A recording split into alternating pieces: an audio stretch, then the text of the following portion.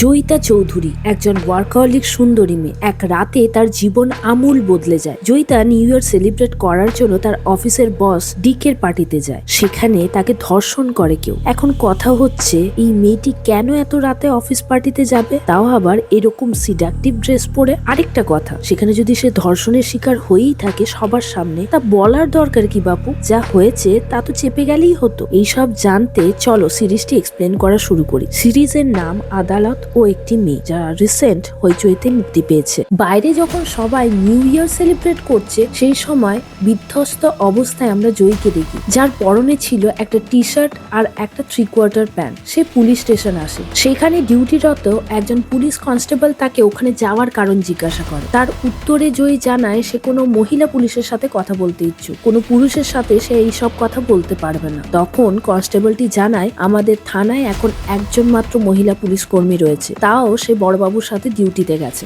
আপনি বসুন, ওনারা এলে আপনি জানাবেন। থানায় অত রাতে একজন মহিলাকে দেখে যারা জেলে বন্দী ছিল তাদের তো জিভ লক লক করে ওঠে। তারা উল্টোপাল্টা মন্তব্য করে, তাতে অস্বস্তিতে পড়ে জয়ী। এরপর মহিলা পুলিশ এলে তাকে আলাদা রুমে নিয়ে যাওয়া হয় ইন্টারোগেট করার জন্য। সেখানে ওই মহিলা পুলিশ অফিসার জানতে চায় আপনি কি মদ খেয়েছেন। সেখানে জয়ী জানায় আজ নিউ ইয়ারের জন্য আমাদের অফিসের বস ডিকে স্যারের বাড়িতে পার্টি ছিল, সেখানে আমি 3 পেগ ড্রিঙ্ক করেছিলাম। এত সহজে আমি কিন্তু বেকাবু হই না। আজকে আমি জানি না ওই ড্রিঙ্ক করার পর থেকেই আমার হাত পা নিজের বশে ছিল না। আমি যেন খুব আগেই নেশাগ্রস্ত হয়ে পড়েছিলাম। সেই সুযোগেই কেউ আমাকে ওখানে ধর্ষণ করেছে। মহিলা পুলিশ কর্মীটি জানতে চায় আপনার ড্রিঙ্কটা কে প্রস্তুত করেছিল। জয়ী জানায় আমার ড্রিঙ্ক ডিকে স্যারই রেডি করে এনে দিয়েছিলেন। সকালে অফিসে ডিকে স্যারের সাথে ওর কিছু মনোমালিন্য হয়েছিল, যে কারণে ডিকে স্যারের ওপরও খুব চেঁচামেচিও করেছিল। পরে ডিকে স্যার ওর কাছে ক্ষমাও চায়, কিন্তু রাতের বেলা তার জন্য ড্রিঙ্ক রেডি করে দেয় ডিকে স্যার। অন্য সময় এত কম ড্রিঙ্ক করে ওর কিন্তু কিছুই হয় না,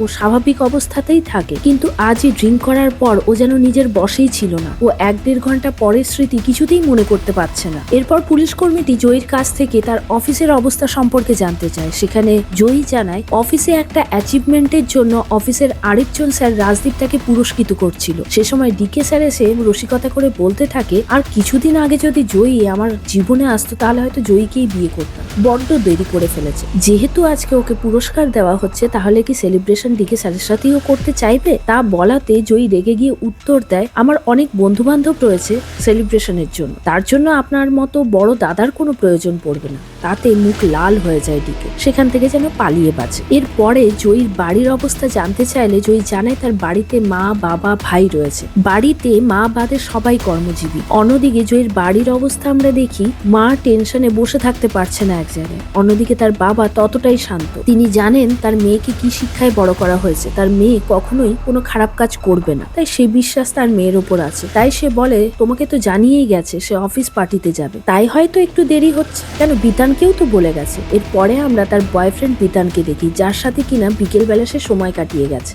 এই অফিস পার্টিতে বিতানের থাকার কথা থাকলেও সে নিজস্ব কিছু কাজের জন্য যেতে পারেনি। জয়ী একাই গিয়েছিল। মাঝ রাস্তায় তাকে অবিন্যস্ত অবস্থায় বসে থাকতে দেখে রাজদীপ স্যার ওকে বাড়ি পৌঁছে দিয়ে গিয়েছিল।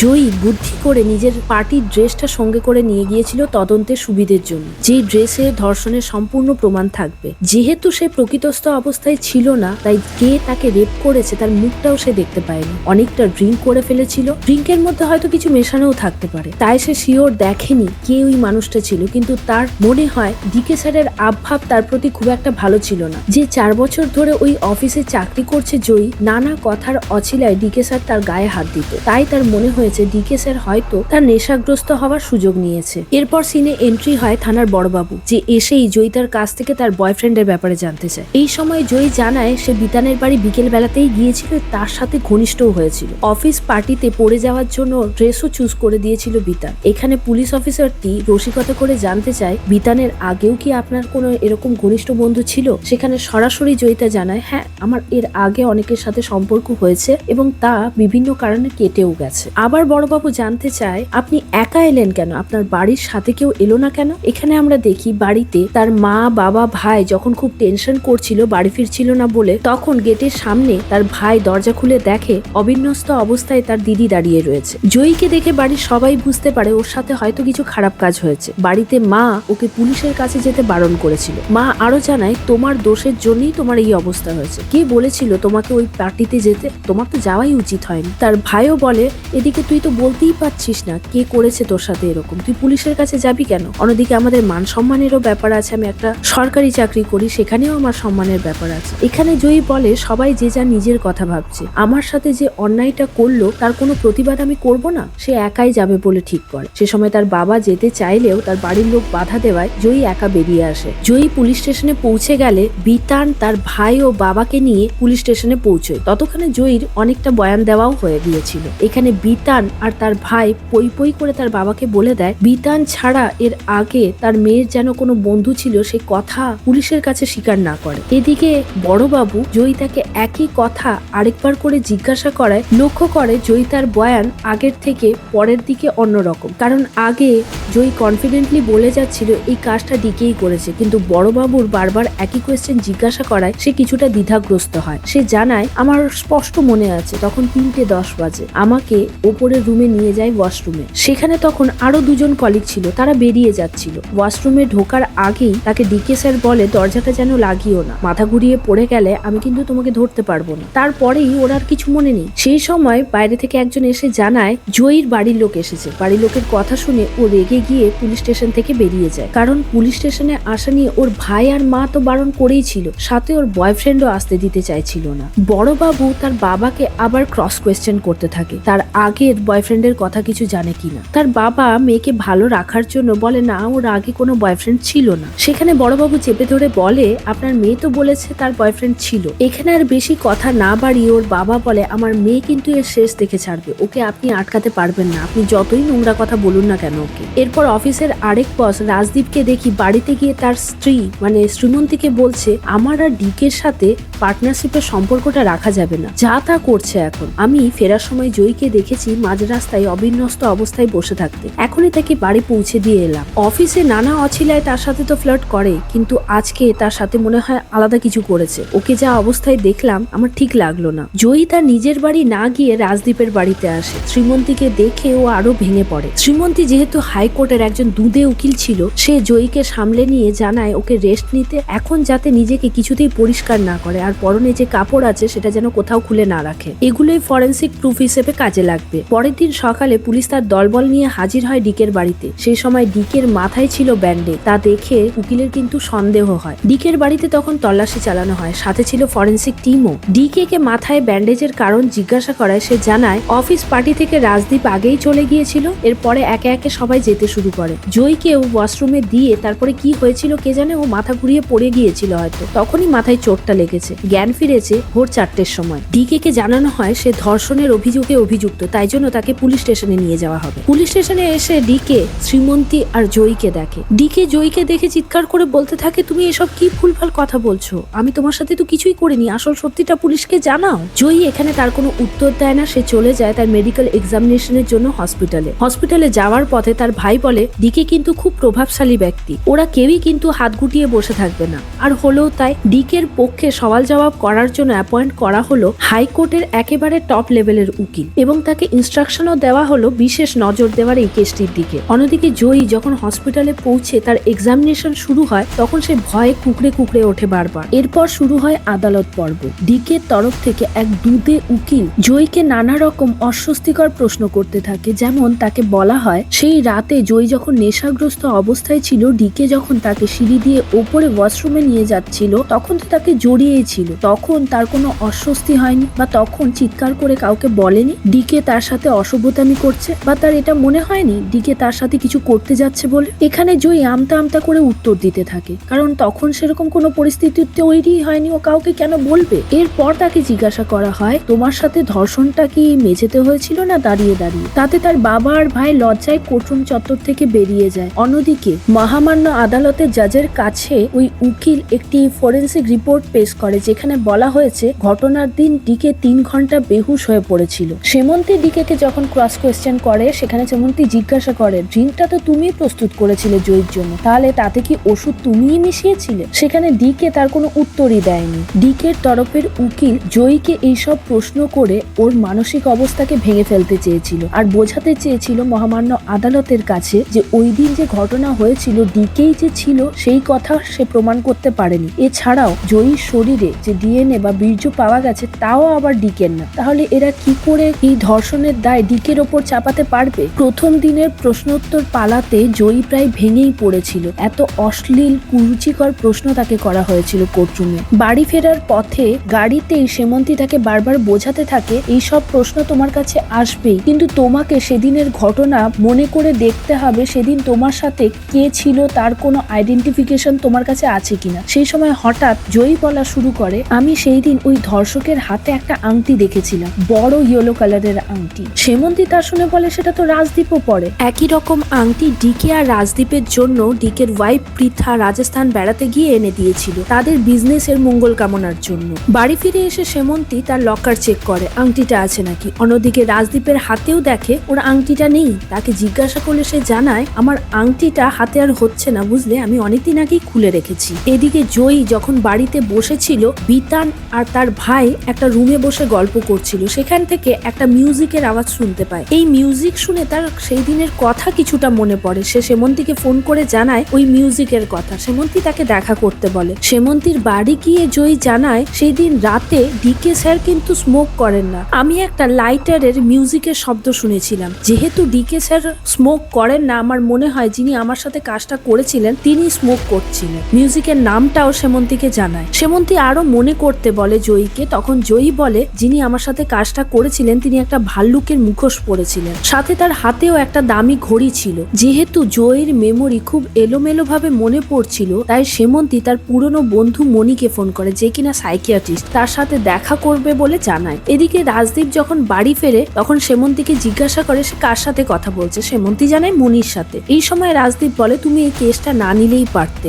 এদিকে ডিকে আমার অনেক দিনের ব্যবসায়ী বন্ধু, এই কেসটা নেওয়ার জন্য তার সাথে আমার সম্পর্ক খারাপ হয়ে যাচ্ছে। সেমন্তী বলে, ডিকে যদি নির্দোষ হয় তাহলে তার কিছুতেই শাস্তি হবে না, তার আমি কথা দিতে পারি। এরপরে সেমন্তী জয়ীকে তার পুরনো বন্ধু মণির কাছে নিয়ে যায়, যে কিনা একজন সাইকিয়াট্রিস্ট। সেখানে মণি জয়ীকে বোঝায়, আমরা যখন কোনো জিনিসকে দেখি তার আশেপাশেও অনেক জিনিস থাকে যা আমাদের অবচেতন মনে স্টোর হতে থাকে, যেটা সহসা আমরা মনে করতে চাইনি। সেরকমই সেদিন কোনো ঘটনা, কোনো কিছু যা তোমার অবচেতন মনে আছে, তার মধ্যে যদি কোনো স্মৃতির টোকা লাগে, দেখবে সেই ঘটনাগুলো আস্তে আস্তে তোমার কাছে মনে পড়বে, যা হয়তো একটু বিকৃতও হতে পারে। মনির বাড়িতে লিকার চা খাওয়ার সময় জয়ী সেই ঘ্রাণ পেয়ে বলে, আমি এরকমই একটা গন্ধ যে আমার ওপর অত্যাচার করেছিল তার কাছেও পেয়েছিলাম। এই গন্ধটা ওই পার্টিতে একজনের কাছ থেকেই আসছিল, কে তা আমি মনে করতে পারছি না। সেমন্তী জানায় এটা একটা বিশেষ পারফিউমের গন্ধ। সেমন্তীর মনে কেমন জানি একটা খটকা লাগে। রাতে রাজদীপের সাথে যখন সে কথা বলছিল, সে রাজদীপকে জানায়, ডিকের বাড়িতে আমাদের একবার যাওয়া উচিত। এই ঘটনার পর পৃথা একদম ভেঙে পড়েছে, ছেলের কাছ থেকে ফিরে এসে একবারও আমাকে কল করলো না। রাজদীপ সেমন্তীকে নিয়ে ডিকের বাড়িতে যায়, যেখানে পৃথা ওদের সাথে খুব খারাপ ব্যবহার করে আর বলতে থাকে যখন রাজদীপের কিছুই ছিল না, তার বন্ধু তাকে বিশ্বাস করে এই বিজনেসের পার্টনার করেছিল। আজ তার এই পরিণাম দিচ্ছে সেই পরিবার। সেমন্তী তার উত্তরে বলে, আমার পেশার খাতিরে এই কেসটা আমি নিয়েছি, তাছাড়াও আমি নারী হয়ে মনে করি এখানে ওকে হেল্প করাটা খুবই প্রয়োজন। তাও পৃথা উল্টোপাল্টা কথা বলতে লাগলে সে ওখান থেকে ওয়াশরুমের দিকে যায়। অন্যদিকে আমরা জয়ীকে দেখি, তাকে কেউ ফোন করে বাইরে দেখা করতে বলে। সে অটো থেকে নেমে দেখে তিনজন হুডি পরা লোক তার কাছে এসেছে। যখন হুডি খোলে আমরা চিনতে পারি ওই মহিলা পুলিশ অফিসার, যে কিনা ওর বয়ান নিয়েছিল। সে বলে, আমি মহিলা হওয়ার জন্যই এই হেল্পটা করছি। আসলে জয়ী একজন প্রভাবশালী লোকের বিরুদ্ধে মামলা লড়ছে। ওখানে যে যে প্রমাণ পাওয়া গিয়েছিল সব টেম্পার করা হয়েছে আমাদের বড়বাবুর দ্বারা। তাই মহিলা পুলিশ অফিসার জানায়, আমি যতটুকু পেরেছি ততটুকু প্রমাণ আমি সরিয়ে রাখার চেষ্টা করেছি। এটা আপনার লয়ারকে দেবেন, উনি ভালো বুঝবেন কি করা যায় এই প্রমাণগুলো দিয়ে। পরের দিন কোর্টে ডিকের উকিল থানার বড়বাবু অলোককে কাঠগড়ায় দাঁড়াতে বলেন। সেখানে তাকে জিজ্ঞাসা করা হয়, জয়ী যেদিন ডায়েরি লেখাতে এসেছিলেন তখন তার অবস্থা কিরকম ছিল। বড়বাবু সরাসরি জয়ীকে মিথ্যেবাদী অপবাদ দেয়, তার সাথে বলে তার পোশাক আশাক একদম ঠিক ছিল, তাকে দেখে মনেই হচ্ছিল না তার ওপর কোনো অত্যাচার করা হয়েছে বলে। এরপর ডাকা হয় সেদিন ডিকের মাথায় যে চোট লেগেছিল যিনি তার ড্রেসিং করেছিলেন তাকে। অনন্তবাবু কাঠগড়ায় এসে দাঁড়ালে তাকে জিজ্ঞাসা করা হয়, আপনি যে ডিকের ড্রেসিং করেছিলেন আপনার দেখে কি মনে হয়েছিল, কি থেকে ওই চোট লাগতে পারে? উনি বলেন, ওই পার্টির রাতে হয়তো কেউ কিছু দিয়ে মেরেছিলেন। আমি ড্রেসিং করার সময় ভাঙা মূর্তির একটা ছোট টুকরো ওখানে পেয়েছিলাম, দেখে মনে হয় না ধস্তাধস্তি করা হয়েছিল, সোজা ওনার উপর অ্যাটাকই করা হয়েছিল। এরপর ওই উকিল অফিসের সমস্ত কলিগকে ডাকতে থাকে। কলিগরা একে একে জয়ীর বিরুদ্ধে বলতে শুরু করে, কারণ কর্মক্ষেত্রে জয়ী ছিল একেবারে প্রফেশনাল। প্রফেশনাল। সে কারো ভুল ত্রুটি বরদাস্ত করতো না, যাকে যা পারতো বলে দিত। তাই প্রায় সকলেই জয়ীর বিরুদ্ধে বলতে শুরু করে। অন্যদিকে ডিকের বিরুদ্ধে কোনো প্রমাণ না থাকায় তার উকিল বলে অত্যাচার একটা হয়েছে ঠিকই, কিন্তু সেটা ডিকে যে করেনি সেটা স্পষ্ট বোঝা যাচ্ছে, কারণ তার কোনো প্রমাণ নেই। তাই ডিকে কে সসম্মানে নিরপরাধ ঘোষণা করার আর্জি জানানো হয়। এদিকে সেমন্তী জজ সাহেবকে অনুরোধ করে তার সাইকিয়াট্রিস্ট বন্ধুর একটা বক্তব্য শোনার জন্য। মণি কাঠগড়ায় দাঁড়ায় আর বলতে থাকে একজন নির্যাতিতা যে কিনা নেশাগ্রস্ত অবস্থায় ছিল তার পক্ষে সমস্ত কিছু মনে করে বয়ান ঠিকমতো দেওয়া সম্ভব নয়, কারণ ধর্ষণের পর প্রতিটা মেয়েরই একটা মানসিক ট্রমা চলতে থাকে, যে কারণে সে সব ঠিকমতো মনেও করতে পারে না। তার উপর সে নেশাগ্রস্ত অবস্থায় ছিল, সেটা যেন একটু নজর দেওয়া হয়। এরপর সেমন্তী জজ সাহেবকে অনুরোধ করে চূড়ান্ত রায় দেওয়ার আগে তাকে যেন আরেকজনকে জেরা করার অনুমতি দেওয়া হয়। তাতে প্রতিপক্ষের উকিল বাধা দিলেও জজ সাহেব তাকে অনুমতি দেয়। এই সময় সেমন্তী কাঠগড়ায় ডাকে তার স্বামী রাজদীপকে, তাতে সবাই একটু অবাকই হয়। আমরা তখন সেমন্তীর চোখে দেখেছিলাম জল। ফ্ল্যাশব্যাকে দেখানো হয় আসল ধর্ষক তার হাজবেন্ড। সেটা জানার পরে সে জয়ীকে ডেকে পাঠায় তার বাড়িতে। একে একে প্রমাণ জয়ীকে দেখালে জয়ী বলে এইভাবে নিজের সংসারটা ভেঙে ফেলবে সেমন্তীদি? আমি বরং আমার কেসটা তুলে নিচ্ছি, তুমি তোমার সংসার বাঁচাও, আমি কাউকে কোনোদিন কিছুই বলবো না। এইখানে সেমন্তী বলে আমি কোনোভাবেই একজন অপরাধীর সাথে এইভাবে থাকতে পারবো না, সবকিছু জেনেও কিভাবে তাকে আমি গ্রহণ করব।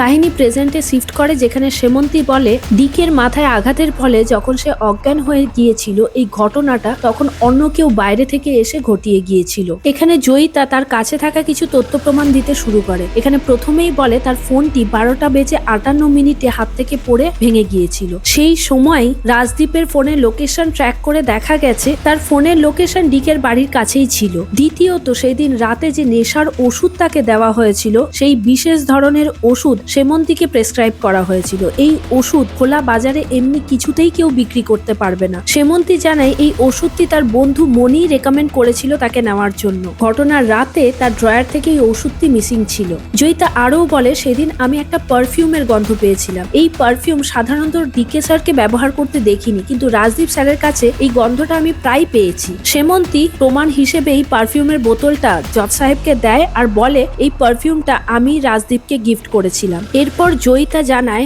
রাজদীপ স্যারের হাতে ওই দিন আমি আংটিটা লক্ষ্য করেছিলাম। ওই আংটিটা ওই দিনের পর থেকে রাজদীপ স্যার আর পরেননি। সাথে আরেকটা প্রমাণেরও কথা বলে 10 বছর আগে ডিকে স্যার নাকি ধূমপান ছেড়ে দিয়েছিলেন, কিন্তু সেই দিন যখন আমার উপর অত্যাচার করা হয়েছিল আমি একটা মিউজিক পেয়েছিলাম, তার সাথে কেউ ধূমপান করছে তার গন্ধও পেয়েছিলাম। সেমন্তী ওই লাইটারটা কোর্টে জমা দেয় আর বলে রাজদীপ অনেক ধরনের লাইটার ব্যবহার করে, এই লাইটারটা আমি গাড়ির মধ্যে পেয়েছিলাম। জয়ীকে যখন ওর মিউজিক শোনানো হয়েছিল সে কনফার্ম করেছিল এই লাইটারটাই ছিল। এরপর আমরা ঘটনাক্রমে যাব। 9:40 সময় রাজদীপ গাড়ি নিয়ে বেরিয়ে গেলেও 12:40 সবাই পার্টি থেকে ফিরে যাওয়ার পর রাজদীপ তার বউয়ের মানে সেমন্তীর গাড়ি নিয়ে ডিকের বাড়িতে গিয়েছিল। সিসিটিভি ফুটেজে গাড়ির নাম্বার ট্র্যাক করা না গেলেও সে সময় রাজদীপের মোবাইলের লোকেশন ট্র্যাক করে তার উপস্থিতি প্রমাণ পাওয়া যায়। এখানে সেমন্তী একটা ভয়ঙ্কর ঘটনা সামনে আনে। এই কেসের তদন্তের দায়িত্বে থাকা অফিসার তদন্ত করার সময় সিসিটিভি ফুটেজ পুরো ডিলিট করে দিয়েছিল।